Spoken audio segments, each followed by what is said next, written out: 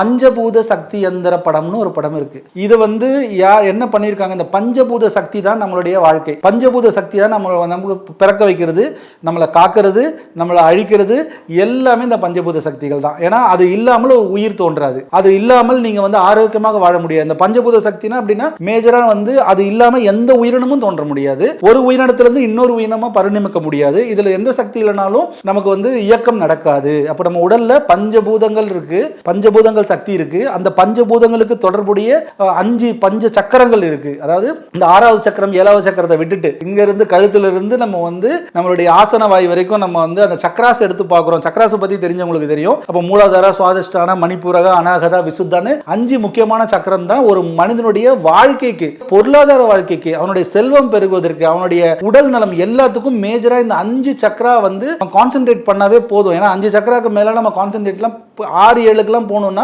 நம்ம சாதாரண நிலையில இருக்க மாட்டோம். அப்போ நமக்கு பேசிக்கா இந்த 5 சக்கரங்கள் குழந்தைகள் சரியா இருக்கணும். இப்போ இந்த 5 சக்கரங்கள்